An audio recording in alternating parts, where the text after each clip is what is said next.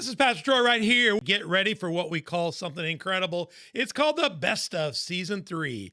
Our executive producer, Donna Korniski's gone in the files. She's dug around, looked at your comments, and she's picked the best of Season 3 to throw back at you. So over the next few weeks, get ready. It's coming up right now. The first of, the second of, and a whole season of nothing but the best of Season 3. Get ready as that episode rolls now, and don't worry. We'll have new Season 4 episodes coming at you very soon. Be praying for us. We'll see you soon. I'm Pastor Troy. You've been on the dock. Now get ready for Season 3 Best of.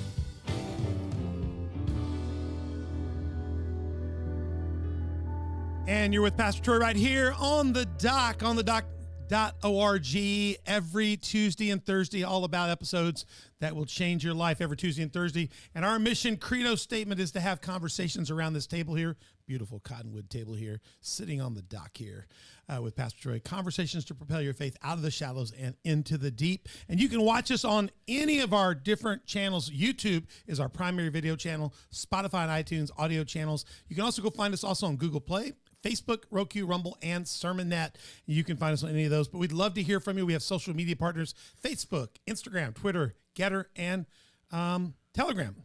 I forgot almost the last one. I started off a week. Getting rusty. So yeah, rusty. 5 social media places you can interact. Just talk to us about this episode. See something you like, want to find out more about something, ask those questions. We are monitoring that. Our executive producer, Donna Korniski, she watches that, and I watch that, and we'd love to have a conversation with you about what's going on. When you find us, wherever you find us, Spotify, iTunes, wherever you find us, go hit subscribe, hit like, hit notify. That way, every time we drop an episode, it will tell you we just dropped one. If you're subscribed on YouTube and you hit subscribe and you hit like, it'll tell you every time we put up a podcast. If you're on Spotify, it'll drop it into your phone if you want it to. So it's pretty cool. So make a comment, add things. They like it when you chat with us. It bumps us up on their list, and you're helping us out that way. You can also go to Patreon, download the Patreon app. You can also link there through our website. We'll give that to you in a minute. You can go to Patreon site. There's 4 ways you can be a partner of the show. We'd love to have you be as a partner. We're trying to add a couple more cameras, some more mics, some more jingles and jangles. And when you're a partner with us, you help us do that. There's also 3 levels of sponsorship. If you have a Christian business organization or whatever, you can be a sponsor of this show, and we'll do a show on you, and we'll do some stuff with you, and also we'll mention you regularly. There's different levels of sponsorship. Go to Patreon, download the app, and you'll see those 4 levels of partnership, 3 levels of sponsorship, and you can end up with one of these coffee mugs here, like you're right. Coffee mugs, and we got other stuff that we'll give you if you really do well. And we'd love to have you as a partner. We have a brand new partner in Season 3, slnt.com. Promo code OTD. Go to that right now. Go to slnt.com, promo code OTD, and get your Faraday bag. Let me show you this right here. Right here. He'll bring it back in a second. See that Faraday bag? My phone is in there. I got to tell Ray here. We'll introduce Ray for him in a minute, but Ray's a retired state police guy. We have this season's our first advertisement for a company, and they do these Faraday bag stuff. And we were in here doing an episode for Season 3 that's not released yet. Closed room. We're in a closed room right now. We talked about a joke on something in here. He made a joke about J.G. Wentworth. I talked about how all Christians today don't want to earn stuff. They want their stuff now. I want my stuff now. And he started singing the J.G. Wentworth jingle. I want my money, and I want my money now. So we all started singing it. We were on the show, and about 3 o'clock in the morning, she starts getting Google advertisement from J.G. Wentworth. Why? Because she didn't put her phone in airplane mode or turn it off. She left her phone on vibrate mode because she wants to do stuff, play Candy Crush and stuff while we're on the show. So do that. So her phone heard him start that and us talk about it. She started getting advertising for it. Well, we came in to shoot the next day. We had another day of shooting.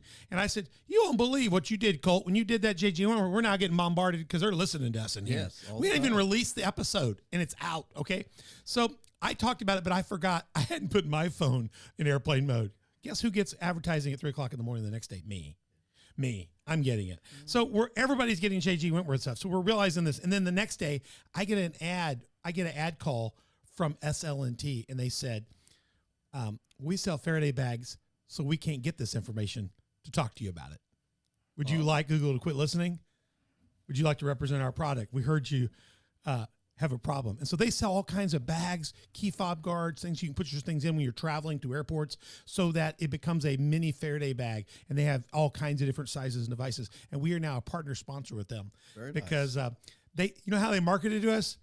They got us from Google and said, do you want to quit them from listening to you? And we said, yes. That's just an awesome marketing strategy. Isn't that awesome? Yes. So we have a whole commercial about it. We're running it season 3. So go to www.slnt.com/discount/OTD. And we actually benefit. We can get that extra camera. And Mike, if you buy a few of these folks today, key fobs, dry bags, backpacks, laptop sleeves, they have all kinds of other stuff. We'll talk to you more about that. Watch our commercial. Maybe at the end of the episode, I'll play that commercial. Go to onthedoc.org. What's that? We didn't realize either that people can get your car from the porch, that they can scan. They can scan your fob.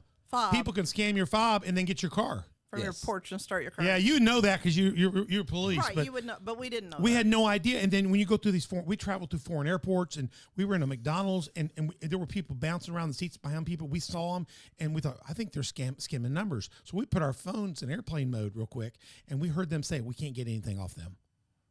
And they moved to the next table. This is just in Andalusia going to Florida. They're catching people in the tourist zone because they know from there to Birmingham's a dead zone, and from Andalusia to Destin there's a dead zone. And they know by the time you get to that dead zone, they've cleaned your credit cards off because you're going on vacation. Yeah.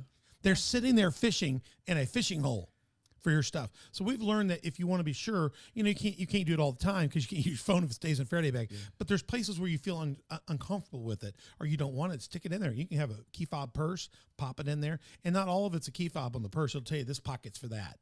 The wrist pocket is safe. So go check that out on thedoc.org. Go to our website. You can get all the links to all of our platforms, and you can find out about all of our partners. Email us if you got questions at info@onthedoc.org, and we're excited. I got myself on the set today. Got Mother Beth up and going, ready to go today. Mother Beth, you're looking good. Hair's a little darker than your new shot for season 3. Look at your hair. Is? No, your hair's dark and that hair's light. Your PR shot. Well, can you show winter. her PR shot? Show her a PR shot that we got up. See that? That's summer. That's my beach hair. Oh, God, I can't. We have brand new photos for season 3. Brand new photos. We got Colt Kurtowski over there on Tech Ninja today. Colt, how you doing? Colt's on camera and mic, aren't you? I am. You are fantastic. So Mic'd up. you can ask questions today too as well. And we mentioned Donna. Donna's not in room today, but Donna's our executive producer, and she'll be glad to get back with you on things. We are in a series that we're doing in season 3. We're doing multiple people. We're featuring different programs and organizations and businesses. We're calling it Taking It to the Streets Spotlight. And so today we're spotlighting Extreme Exigency. So we're going to get into that. That's a big word, Extreme Exigency. Try Exigency. that again. Say that 3 times. Exigency. Exigency. Exigency. Yes. Extreme exigency. We're gonna do this together. I'm gonna say extreme. Beth, you're gonna say extreme. Exigency. Oh yeah, all day. Yeah. Ray will do. Ray's gone from being our guest to our co-host today. Yeah. So we have to give him 2 mugs at the end of the day. All right. In this first episode, Taking It to the Streets, we're going to talk about I know you're retired state police, but we wanted to use your professional retired photo. You're retired Illinois State Police, founder and owner of Extreme Exigency. Yeah. It doesn't want to work in I never get tongue-tied on anything, and this one's good. That's a tough one. Out of Benton, Illinois, but really just all over Southern Illinois. Anywhere you go in Southern Illinois, you just look for the home of the armed barbers, and everybody knows where to find Ray Miner and his team. So in this part 1, we're going to do a little bit of background, a little bit of just overall spotlight, and a little bit about the ethos behind it. We're going to do a couple episodes today, and you'll be able to stay with us on Tuesday and Thursday and hear all those at home or wherever you're driving today. And we're going to get deeper into this in episode 2. We'll talk a little bit more about what's going on in society today and the need to be ready for this extreme exigency moment. Yes. Right. Yeah. And the need and the next steps and how you can get ready to be ready yourself. He's going to talk to you about that. And then we're going to also talk a little bit about the Christian perspective on it. You're thinking, why is a pastor, why is an On the Dock Christian organization doing a spotlight on responsible gun ownership? Well, I want to be a responsible gun owner. I want to be a responsible handler of that gun. And I can just show you the Bible's full of places where it's proper to protect and defend your household. The Lord wants us to protect our He family. does. I can show you protect our biblical. flock, I can show you where the Bible, Jesus himself assigned his disciples when they went out to get a sword so that they could protect themselves. Yes. We're not to be offensive to other people, but to be defensive and prepared in season and out of season is part of that. So we'll talk about that, help you get a better biblical model for that. And there's really no better person than Ray Miner. Ray's been fantastic. So Ray, welcome to On the Dock here. We've got you here. I'm excited. I am so blessed to be here, Troy. I thank you for letting me come and be part of your podcast. Well, we got him off. I mean, he runs this business. He's a barber these days as well. He's off on Mondays, so we're in the studio on a Monday. I got him on a day off, and I told him it's only fair that I get his one day off because preachers only work the one day Sunday. So we're kind of balancing things out. Yeah. Got Mother Beth in the studio. Is it Monday? It's Tuesday. It's Tuesday. Okay. It's Tuesday. I'm sorry. I got you on Tuesday. Golly. Yes. No, football has this messed up. The whole. I know you don't care. You think it's a Tuesday or Thursday, but my Steelers got eliminated yesterday, so that dates this episode. But I'm having just a mental moment. All today. 4 of our family's teams were eliminated this week. Philadelphia Eagles are cheered for by our daughter-in-law, Miami by one of my sons, Dallas by another one of my daughters, and the Steelers. All 4 got eliminated today. We're 0-4 losers. We have no pony in the race ahead, Ray. Your beautiful wife, Stacy's not with us, but I want to throw her picture up because actually I think she's the better of the two. I have to agree. And I reach out to her for more things than that. Ray taught me how to shoot a gun, his team did, but Stacy keeps me licensed, keeps me equipped, and every time I have a question. I was going in to meet with Ray to talk to him. I was literally parked at his shop getting ready to walk in when she called me. She could just sense I was present, and she is fantastic. Probably heard you outside talking on the phone. Yeah, Ray, tell us a little bit about your background, just a little bit about you and how you got to be this founder and owner of this incredible organization. Well, I'm a 30-year law enforcement officer. I retired actually 4 months short of 30 years. But being a predator guru or being a safety education individual or somebody who teaches that, I don't know that was my original thought that I would be in life. I didn't originally think that I would ever be. I didn't graduate high school thinking I was going to be in law enforcement. Really? No, not at all. Not at all. In fact, I started out when I first left high school, I was a mining technology major. Wow, that's a big change. Yeah, everybody and every adult male in my family, for the most part, worked in the mining industry, and I thought that was the direction I was going to go. I was young. I got married young, right out of high school, and we had 2 little boys. And in November 4th of 1983, my life changed. My son was killed, my youngest son, and he was actually killed by his babysitter.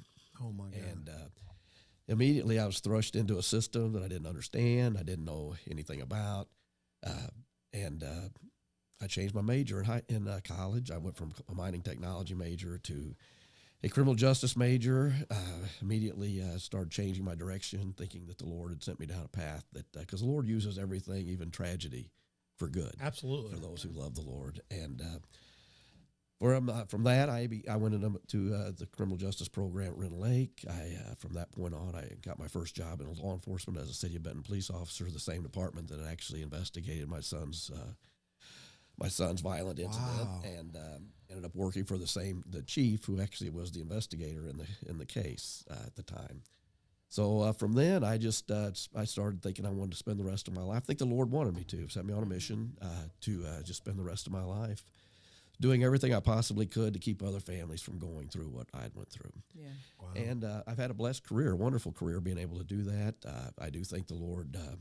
I think it's also a blessing for me. My daughter keeps saying, "Why do I keep doing it?" And I think for any family member any individual who's lost a child, they'll tell you that you don't want their memory to go. Right. Well, to keep remembering. Well, I think I think what's powerful about that is being police. You make us safe, but you've gone beyond that, and you've equipped people to be safe. So even beyond your ability to be there, get your car there, to be there to protect us, you're in Benton. I'm the pastor in Marion, Illinois. Almost everybody that carries a gun in my church or is armed in my church, both my security teams, has been trained by your team or you. And I'm probably the safest pastor in Southern Illinois, other than maybe your pastor. Yeah. And because our people are generally safe, and it doesn't mean something can't happen. It just means we are on the lookout for it. We're not going to be victims that easily. I always tell people, this church, if you come in here and try to do something at this church, we will return fire. Yeah. This is not the church. And we've even had the local law enforcement we had a guy one time that was out here breaking in our, you're going to appreciate this. He was breaking in out here at 11:30 at night. I walked across the parking lot. I saw a guy out there behind our stage. I thought it was one of our guys probably neatening something up. We were working on it. Next thing you know, I see his truck up here. I walked across the parking lot on Thursday night, got over to the house, kind of looked out and thought, that guy just moved to the shed. And I thought, what's up with that? And so I got my, I couldn't really see him well. And I finally decided somebody's not good. So I called the 911, said, I think I've got somebody here robbing stuff. I think they're taking wire or something out there. Can't really tell. They said, well, what do they look like? I said, well, I can't see him. It's dark at night. It's 11:30. He's got a truck of some sort. I said, give me a second. And then I'm in my office, and I have hanging in my office my 30-06 with my scope on it. I said, just one second. So I grabbed my scope and I put it up and I looked through the scope and said, oh, it's a white guy with a beard. And he's got an orange truck. He's got my wire in his truck. He's moved over here. They said, I gave the description to the 911 operator. She said, well, how can you see it now? I said, well, I'm looking at him through my 30-06 scope. And she says, oh, that's fine. Just one second. I said, officer, just to let you know, the pastor's got so-and-so and so-and-so, and he's viewing him right now through his 30-06 scope. So the officers come in. I mean, they came in hot in the parking lot. They cornered the guy up. They had the guy slam down on the car. And finally, 911 calls me. She says, you can hang up. Then she calls me back. She says, the officers would like you to come out and personally identify this person. And I'm thinking, I just was afraid, Ray. I was afraid it was going to be somebody from our church. I was afraid it was going to be somebody's kid from our church. Because who knows to go. I was like, oh, God, this is going to be bad. So I go out there. I have my personal firearm on my side. As I come across the parking lot, I holler at the officer, says, I'm coming out. And I am personally carrying a weapon. And they said, oh, that's fine. We're not worried about that. It's fine with that. So they get me out there. They say, hey, is this the guy? I said, yeah, that's the guy. And they look at the guy and they said, this is Ray. This is Marion Police Department. They said, are you stupid? Do you know anything about this church? Do you not watch anything? Do you understand this church has everybody trained to shoot? This is the church that does the extreme exigency, just in case stuff. Everybody here, this pastor's well equipped. And do you know how he was watching you? Through his 30-06, you could be down on the ground right now. Do you understand that? The guy's just trembling, They got his crack pipe on his roof. They've got money there, stuff he's stolen, slammed down. And the dude, so that's how they introduced us. They said, we're that church where everybody's trained to shoot. He said, boy, I'd pick another church to rob, not this one. That's good. Yeah. So I have to say, he went, they put him in, he got out. The next night they rearrested him at Ameren, stealing wire from Ameren. Yeah. The guy came by and said, we had to arrest that guy a second night in a row, but he didn't come back to your church. Yeah. So I cannot imagine how many people you've given freedom and liberty to, and even awareness. You have made, to be honest with you, you've made places creepy for us. Because I think awareness is a big part of it. Yeah. I think that you just park and jump in and go in. You're seeing that more and more because you keep us from going in parking places, and when you have to go like to St. Louis to go to park in the Coliseum there, and then you have to walk through that dark alley through all those bums and stuff. We're like, all this is bad.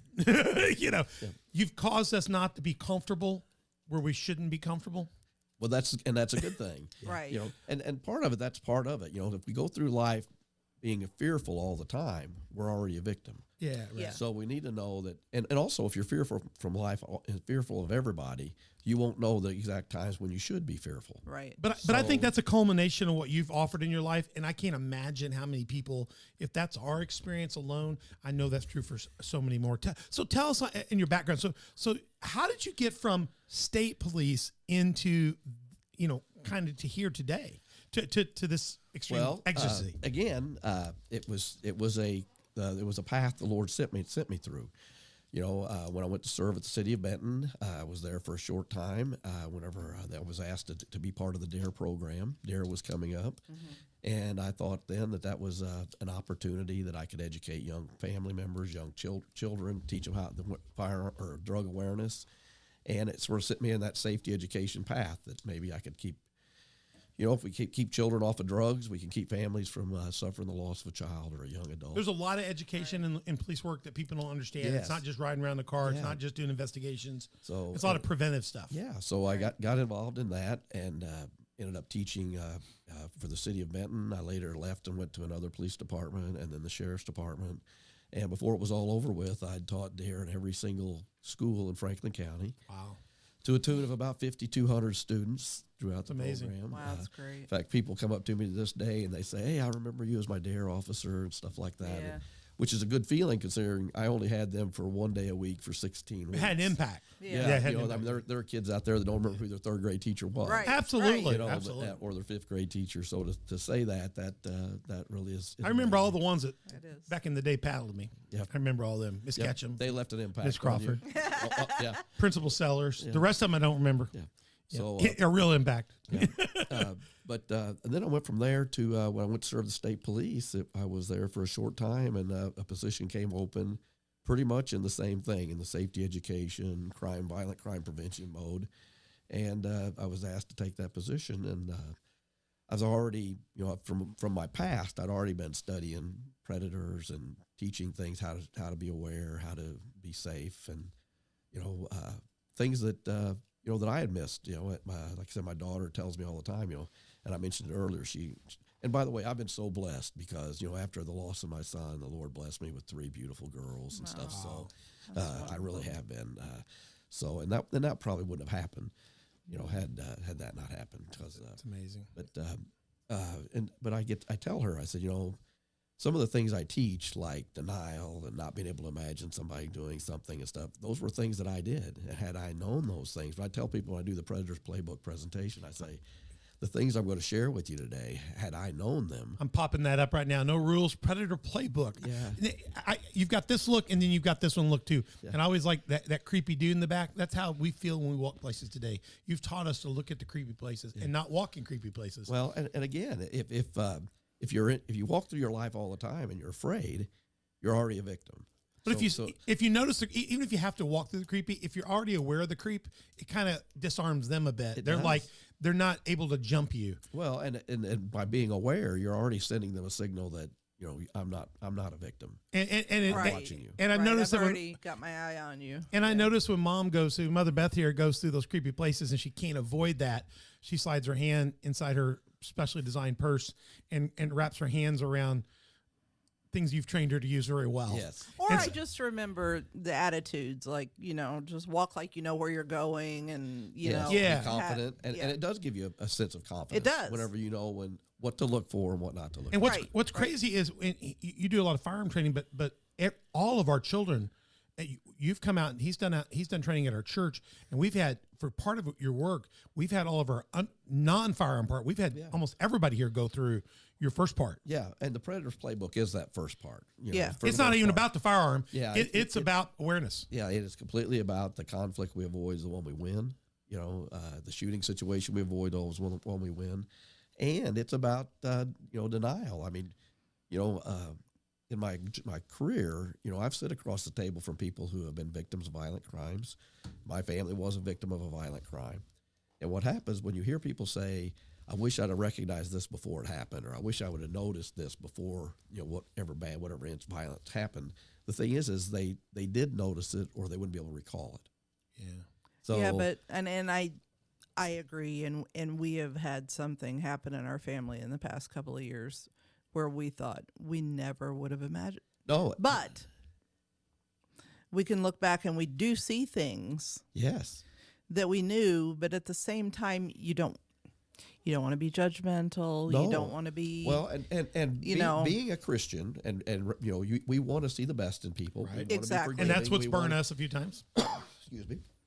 We want to see the best in people, and we have a tendency to relate sometimes charm and niceness with goodness. You know, Yeah. and sometimes that's not the case. And being the Predators Right. Playbook side, we'll get deeper. This is the light side, but it's more like being aware of your exposure and limiting exposure. yeah, and recognizing when you're vulnerable, when you're not. Well, let me ask you. yeah. I'll But come you back. Can't, what I was going to say about that is, as Christians, we can't feel guilty for the rest of our lives for missing those things. No, we can't. You know, Yeah. and Jesus doesn't want us to carry that guilt. But you took a the very fact is, you might have noticed some things, but Well, yeah, it happened. But you know, also took and a difficult situation and learned from it, and you've grown a whole kind of Southern Illinois industry out of it that's really helping families. Your painful moment has changed other people because of what you learned, and now you're teaching other people from that inspiration. Yeah, Right. I had and it was an amazing compliment I felt because just the way it went.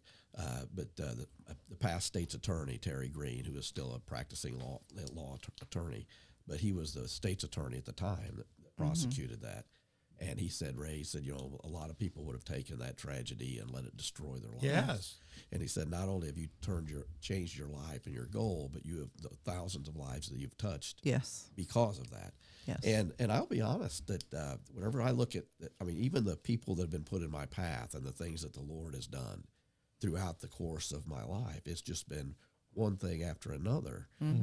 From even when I struggled with forgiveness and different things like that, the Lord put things in place for me that told me, that said, Ray, this is what I'm asking of you.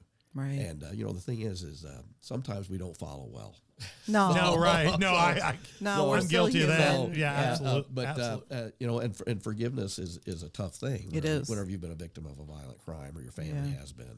So, but the Lord continues to work in me and continues to work. And this is, I had a pastor one time. We was down in Alabama, and we was visiting a church, and his sermon was just about that, how people's stories stay alive, and how even though they're gone, they're continuing to impact lives. And I thought, that's my son.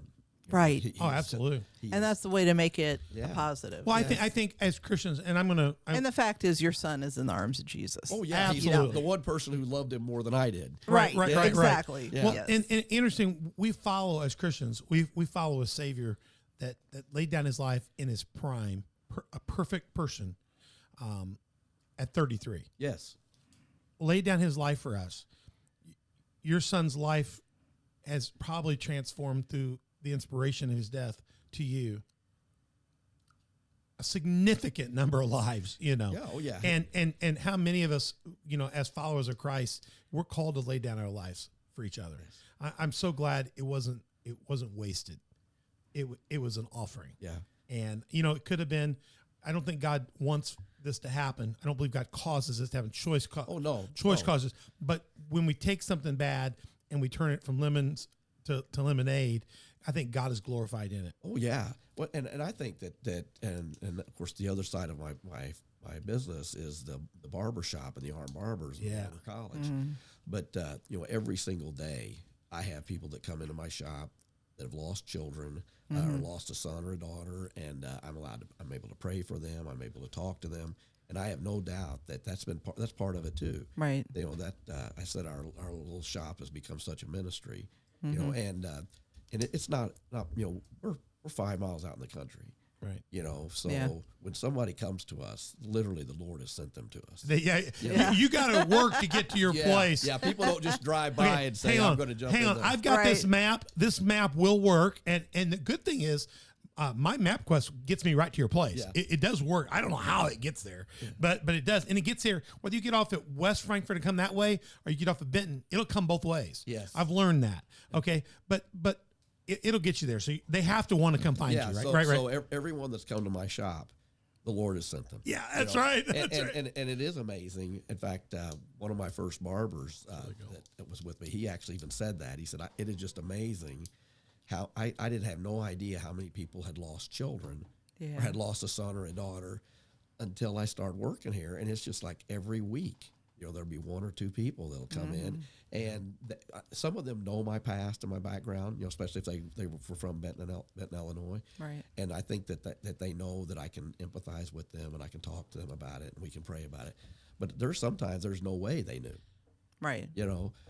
One story that Stacy and I like to share was it was a Saturday during the Christmas season about 3 or 4 years ago, and there was an individual. It was a late Saturday, and it was one of them days. I was already closing the shop up. The other barbers had left, and I literally was ringing out the cash register when a guy walked in, and he said he needed to get a haircut, and it's sort of one of those things where you want to say, I'm already closed. But I thought just that, this guy's here. The Lord sent him out here.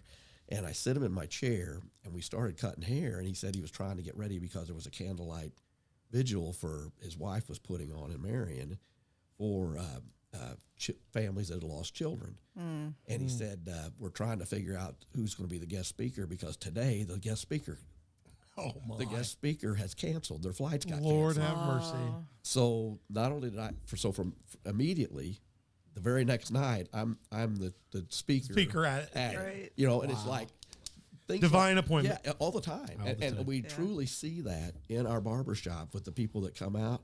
Stacy and I'll talk about, one time we had a realtor came out, and she just came out and was just by chance was talking to us. And then she started talking about all this stuff that had happened and how her father had died, or not her father, her husband had passed away. And Stacy and I, next thing you know, we were praying for her in the driveway.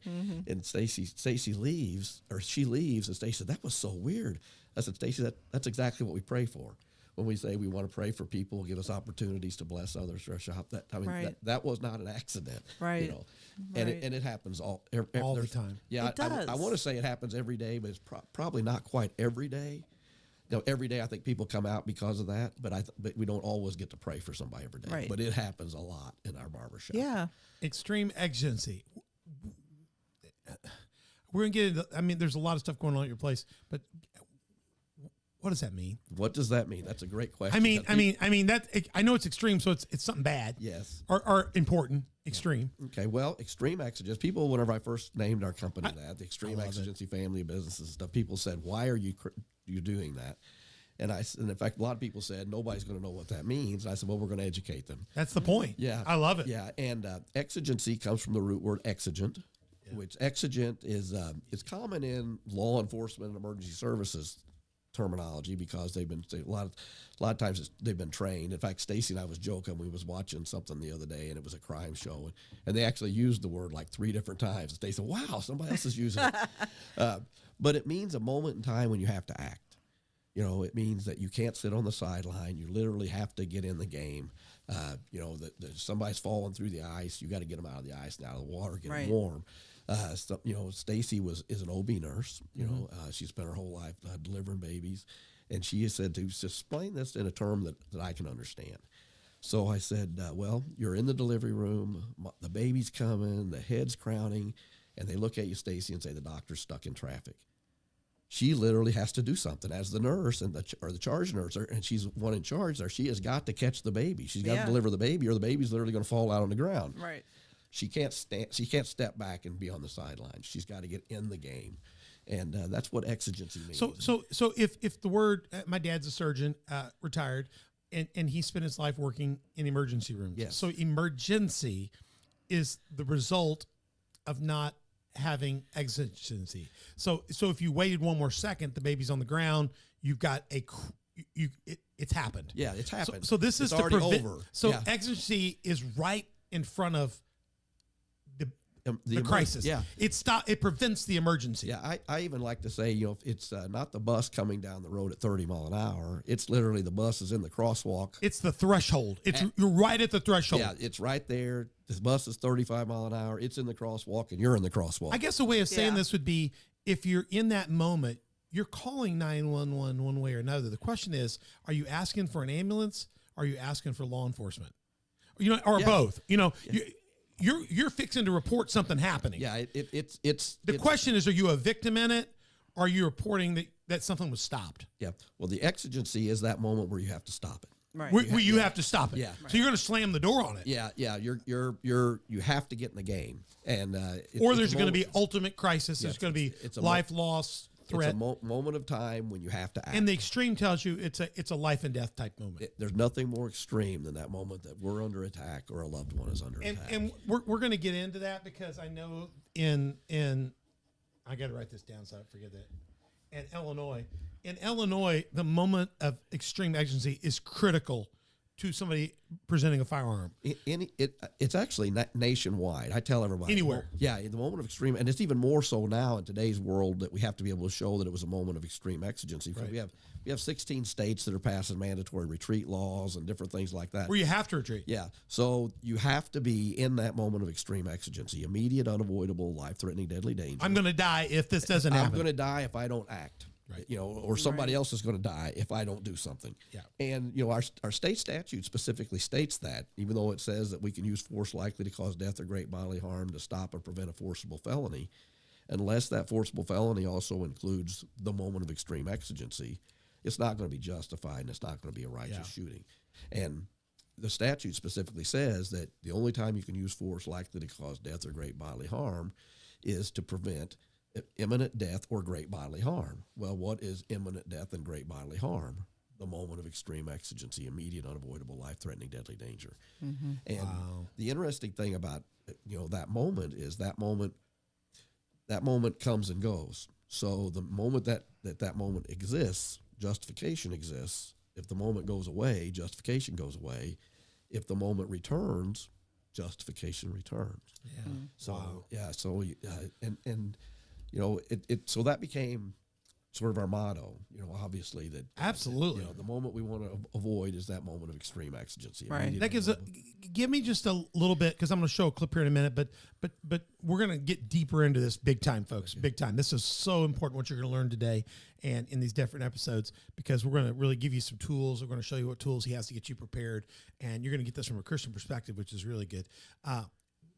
Give me just a kind of a spotlight of the different things you offer at Extreme Exigency, besides a haircut. Well, and we want you to come get a haircut. Yeah. And don't forget to talk about, you just briefly said avoid.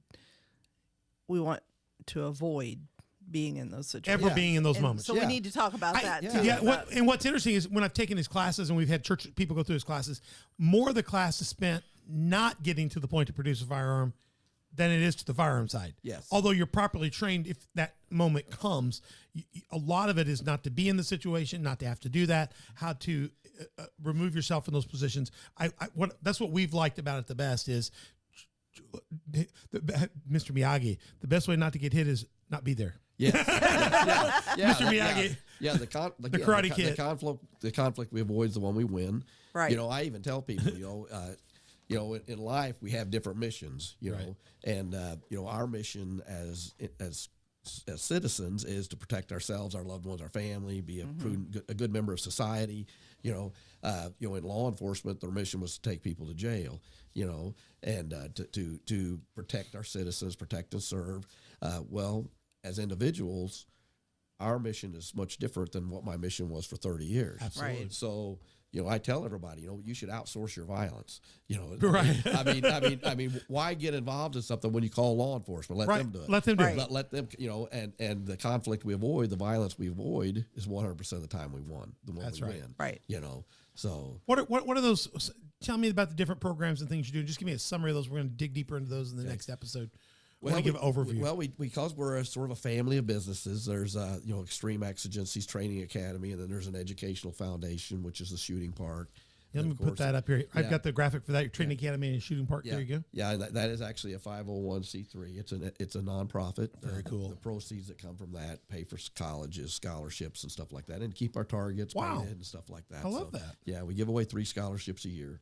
So we're very proud of that. Yeah, that's great. Yeah, and then but the training academy, the training academy itself, we provide, of course, concealed carry firearms training. Right. That's a 2-day, 16-hour course, unless you're a law enforcement or a military veteran or something like that. That they can get the amount of hours lowered to 8 hours. Or and then we do the Predator's Playbook, which is a presentation that we've been talking a little bit about. It's a minimum of 2 hours. We spend the whole time talking about how to when we're likely to be a victim, when we're vulnerable, when we're not vulnerable, how to recognize what predators do. That's why I call it the playbook. If you could look into if your Steelers could have looked over there, seen the coach's playbook, it would have been advantageous for them because they'd know all the plays. Our play was don't fumble and turn over the ball too many times in the first half. Yeah. Golly. But that's sort of how it's sort of geared at. So what do we do? What do we recognize that this person might be a predator? What are they doing? Right. And we talk about that, and we build on that. And then we also do. We still do a basic handgun class. We offered it a couple times a year. I got that graphic up Yeah, there. There you and go. then, I've got somebody in the church now that says, she's an older lady in the church, Barb. She says, I think I need to get mine. I live alone now, and I don't even know. And I told her, I said, I want you to go over and sign up and take the basic handgun course. Yes. Go do that. I'm not worried about him getting you certified because they're good at that, but you need to go learn how to handle and load and treat that. And people ask me which one of the 2 they should take first. And I sort of have the thought that you still, just because the state of Illinois has that 6-month waiting period. Take it, wait on your license, and then go take this. Yeah, right. That's what I said. Take the concealed carry class, get the process For those of you who don't started. know, your CCW, you don't walk in. You can walk in and take his course in 16 hours, but the process, even with Stacy, expediting it for you. It can take them 6 months. Yeah, 4 to to 6 get your months, minimum, license yeah. forever. For during COVID, it was longer than that. Yes. It was crazy. Yeah. But I mean, yeah. And so you would take the course because you're going to go through basic safety and it's in a controlled setting. Yeah. And you guys think I'll never be able to pass the gun shooting. His people are so good on the range where they teach you. I promise you, if you can, when you go to the fair and you shoot the little gun and you knock out the star, you'll be able to do this. Yeah. So then go back and really learn about a firearm. Because the difference between the two is, again, it's the state of Illinois, the concealed carry portion. They're more focused on there's 4 hours of statutory law, then there's federal law, all of those things that we have to cover. Dry firing, shooting, different things like that. Tons of stuff. Yeah. Nomenclature of all different types of firearms. So there's things that are required that are not specifically designed. And Illinois is more rigorous than anybody. Any state in the nation. Even though we don't reciprocate to anybody, we are unfriendly to all other states. Most everybody will reciprocate to us because the extent of our training was better than theirs. Absolutely. Yeah, I explained that in our class. I never understand why people reciprocate with us because we're not nice. That's why I have a Utah and a Florida permit from you. And he helps with Utah permits in Florida, which cover other states. Yes. Yeah. But what's cool is Illinois doesn't reciprocate, but others will do that because of their extensive work. Yeah, and the difference is they're recognizing our permits, but there's no reciprocity. Right. Yeah, Isn't that interesting? Yeah. State of Illinois doesn't honor anybody. Illinois goes like, you didn't do anything when I did, Yeah, they will let other concealed carry permit holders drive through our state, as long as they stay in their car. You better not use it. So, that's about it, right? Yeah. Yeah, and we're not the safest state in the world. No. You drive through Chicago or St. Louis, you wish. That's just crazy. So you get the basic handgun course. You guys are doing all kinds of, you're doing stuff with churches. That's how we met. Yes. We'll talk about that more in the next episode because I think that's a good story of its own. Are you doing any training for churches at all for worship? Well, I still do. The Predator's Playbook is actually, we have a Predator's Playbook designed specifically for Here we go. I got churches. that. Yeah, and it most of the churches Got a couple graphics. Yeah. You don't want your church to be this church with this yellow tape. Remember that? Yeah. But look at this. This is another church that's victim. I've seen. You had 3 graphics where it shows you churches can very quickly become that place. Well, Satan's the greatest terrorist we're ever going to deal with. Right. And this one in the background is the Texas shooting. In the Texas church. That person responded. Their security responded about as well as you could. Probably could. I do criticize them a little bit that he probably should have never got in the sanctuary. He should have never got in. Yeah. Right. Because recognized what was going on. Because he was wearing a black trench coat and he was wearing a disguise, a fake beard. So, and I said I don't want to criticize them because the Lord was with them. I mean, everybody talks about that shot, divine intervention. Right. I mean, he was a skilled marksman. You guys don't understand what he's talking about, but recognize our security team here. We have about 8 people on our security team. Some are seated, some are up, some are visible. Colt's dad is one of our security leaders, and he's an up person. And Colt's dad's Kevin's a significantly figure of a man. Yeah, he's kind of like Bigfoot in resemblance. Yeah, when you walk in, when you walk in the sanctuary, you see him, or you'll see Kerwin, 2 of our lead security people. Kerwin's our lead guy now. You'll see those 2 guys. You're like, intimidation. I need to probably try the Baptist church or somebody else up the road. This is not going to go well. Yeah. So they're there on purpose. They're seated. They show a presence. But honestly, they look like the nicest. They're the nicest guys in the world. The nicest. Well, and one of the things that churches should do is they should announce that they have armed security. We do, and they got badges on, and they're sitting in position. Yeah, and it could be as simple as the pastor just saying, "I want to thank our security." I say all the time, our safety security team's here today. Yeah, and if and then just that alone, because most of the time the people have visited the church before. Yeah. Most of the time the predators have. Right. So if they just hear that, then that alone, they don't know who's a security team and who's not. And in our seats, once you get to it, so they have positions. We have one out front. And then in our church, we have different seating positions.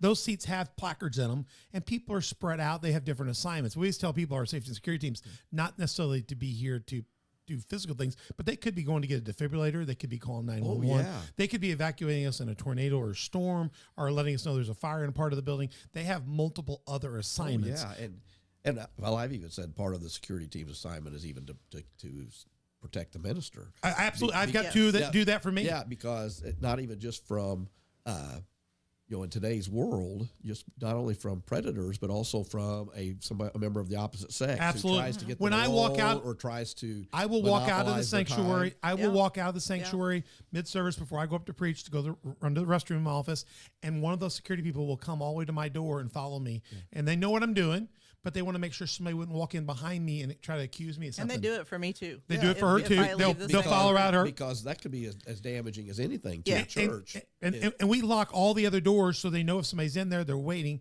The other thing they do is when the service is over and people come around on me, one of our representatives stays with me until the crowds dwindle down.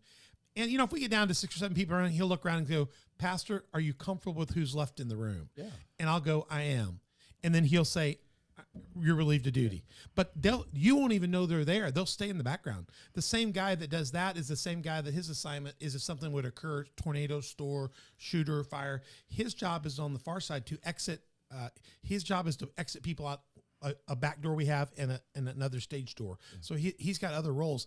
And so what's interesting about it is we have people designed to kind of come from several spots, our visible people and our invisible people.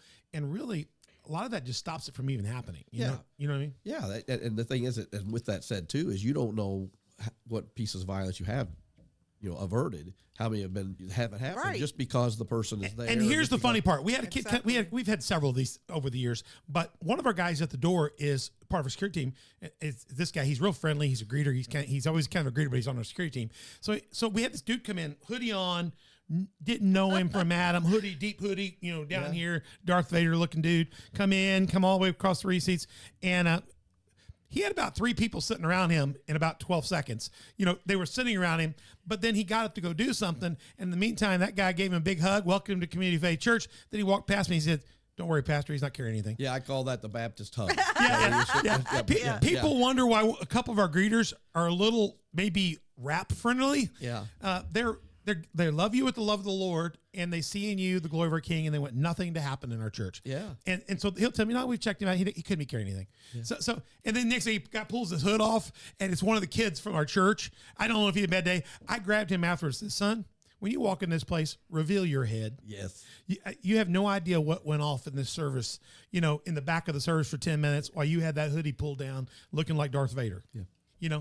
And what you're saying is there could have been more detection, more interaction. Yeah. Well, and that's, we want our churches to be opening and inviting and for to welcome to the broken. But at the same time, we have a duty to protect them and protect our. We're going to get deeper. I promise you're going to get deep in this because we didn't even get to the ethos, but I want to come back to the ethos of this in the next part. But I want to show this real quick. Get ready. I want you guys to get a view of, we'll get to the barbers, the home of the arm barbers, but I want you to see their Facebook video that kind of gives you a snapshot of all these different things that are happening, and you get a feel for the place, and you can start checking it out here, and I'll come back and we'll wrap up this episode. So get ready to check this out. You ready for us, Colt? We're going to fire this out. This is incredible. Watch this, guys.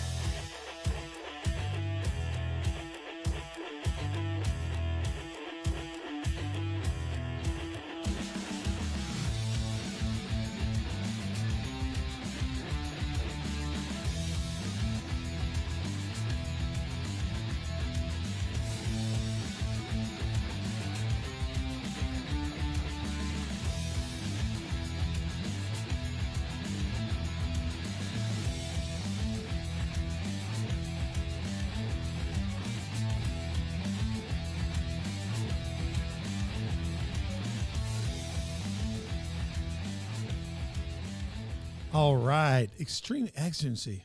Wow. Training Academy and Shooting Park and barbers. Yeah. Go get your hair done. These barbers are some tough looking dudes too in there. Some of them are. Yeah, Tad, that's I've noticed that though. I've known quite a few barbers. They're all pretty tough guys. Yeah. You know, more barbers. I mean, more of these guys are You're training. seeing more barber shops pop up here and there. Yeah. Old school Well, too. I love it. I'm hoping that, I wanted to create a place a guy could go between work and home, one bar. Yeah. Everybody asked me, how did the transition from law enforcement into barbering take place? Yeah. And it was actually not intended to be what it's become. I mean, don't get me wrong, I did want it to be a place a man could go between work and home, one bar, and I foreseen it to be a type of ministry. Yeah. But most of it was going to be, I've got the training academy open. I'm going to be teaching just on the weekends. I'm going to need something to do during the week when I'm there. And my grandfather had been a barber, and I remembered as a kid going up and watching the old men whittle and reading Marvel comic books and just sort of hanging out there. And I thought, this property had been in my family for 4 generations. So even though my grandfather hadn't had a barber shop out there was always barber chairs on the property, either on the back porch or in the bar. I mean, so whenever he'd have to have a spare if something happened, and he cut hair out there sometimes for the family, know. So I thought, what a great thing maybe to put a barber shop back out there. So a couple of years after I'd left law enforcement, I went into barber college, and then when I left the barber college, there was another barber student that was there. He didn't have a place to go. He didn't have a job. He had a family. And I said, hey, if you want to take a leap of faith with me, you're welcome to come out here and barber with me. And it just blossomed from there. That's so cool. The Lord just kept sending us people. That is so cool. I love that. As we wrap this, you gave me a mission statement beforehand to glorify God by being a faithful servant of all that is instructed to us. I love that you've put God first in everything you do. Absolutely. You and Stacy are amazing with that. And to have a positive influence on all who come in contact with Extreme Exigency family, the Iron Barbers and the Iron Barber College. We're going to talk about the Extreme Exigency family in the next episode. All the guys that are part of training and doing the training, and those they've been amazing.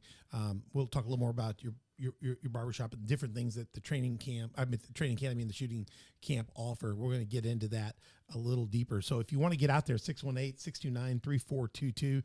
You can call and find out when their next classes are. You can go online. Their online site is extremeexigency.com, and they've got a great website, got a Facebook site as well. Go check that out. Extreme Exigency. That's ExtremeExigency.com. If you're online and you're listening, you're not watching it, call 618-629-3422. Check that out. Go find it on Facebook and find out what classes or what's happening next. They've got their classes. They're different. The Predator's Playbook. They've got the beginner's class. You've got your CCW classes coming up. You've got your renewal. If you've already got your license, you're doing renewal classes. You've got just Shooter Park out there. Just go out there and shoot and do some training and different things that they have to offer. I'm going to tell you in the next episode how we met, guys, how I got connected with him, and why they're here on this show today. You don't want to miss that. It's a great story. Him and I together triggered every news media network in this area. I even got interviewed by the national news media. When we first met. Ray got me. He didn't get me in trouble, but he got me on the spotlight. Anybody was calling me and asking me, "What are you doing this for?" So, and I'll explain that to you because it'll explain to you why I think there's something special. And so we'll do that in the next episode. In the next episode, we're going to come back. In addition to getting a little deeper into the ethos, we're going to talk a little bit about what you do and about are things better today, and then the need and the next steps to be ready for that moment.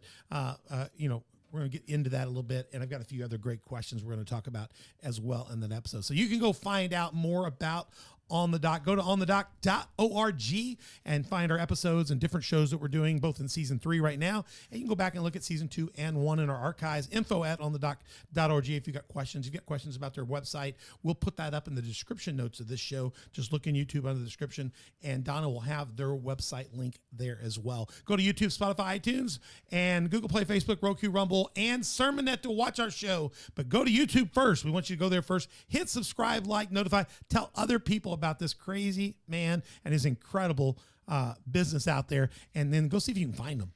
You'll find them. Put it in your MapQuest. When you get out there, you're gonna love their whole program out there. Go get your hair cut. Go out there and learn how to use a handgun properly to protect your family, and don't be a victim.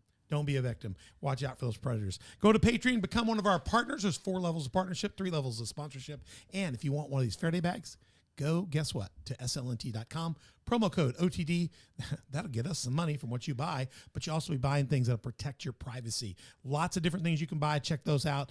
And we'll run a commercial at the end of this episode before we log off, just so you can see what's happening with that. And I want you to be able to see these products. They're great, Ray. You're going to love that. Yes. If you don't have a church home, come out to COF. Community Faith Church, if you'd like. I'm the pastor here. You don't have to come here if you don't want to. COFTV.com. You can check out video, our Sunday or Wednesday services. We're in Marion, Illinois. Ray, where do you go to church? I've been going to Cornerstone in Marion for fantastic. 20 years. Well, and we've had Cornerstone on the show. Absolutely. There's certainly another great place you can go to church here in Marion as well. We just want to make sure you're in a Bible-believing, Bible-fearing church, and Ray certainly is. We've had your pastor on. Be part of a church, and we fight from victory. Every day. Well, we'll be back in part 2. We'll go much deeper. Mother Beth, thank you for all the good conversation you've had. It's been a good show, hasn't it? It has. All right, fantastic. What we're going to do is here, before I sign off, I'm going to sign off, but before I log out, I'm just giving our cult a warning that I'm going to end with our SLNT commercial, and that'll be the last thing you hear from us before we log off and get out of here. But come on back in part 2 and get ready for a little bit more as we go deeper into this, taking it to the street spotlight, Extreme Exigency part 2. Don't miss it. But in the meantime, you don't want to be a victim, go see him. If you don't want your stuff taken, watch this. There are more than 8 billion phones in the world. The fact that threatens your privacy, security, and health. With Silent Pocket Faraday protection, you can regain control over your mobile devices. We get it. Privacy and security are inconvenient topics, and you may feel like you have nothing to hide, but the fact is that in the modern world, your laptop is never really off. Your phone emits a signal, even in airplane mode. And everything from your passport to your credit cards contains RFID, and all of it contains valuable private information that is easily exploited in the wrong hands.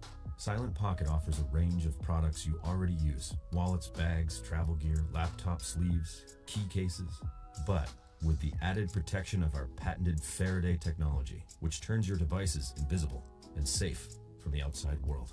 Many industries, from top business professionals to government officials, require the use of Faraday products for the day-to-day security of them and their staff. They understand that we are constantly at risk and take the necessary steps to prevent future attacks. We offer this elite technology to anyone that values their personal data, and we are proud to offer a premium range that fits seamlessly into your everyday life, providing security without looking like a tinfoil hat. As we learn to live with technology, Silent Pocket stands on the 3 pillars of privacy, security, and health. Our goal is to provide harmony with mobile technology without risking our most valuable information. We hope you'll trust us to help you do the same.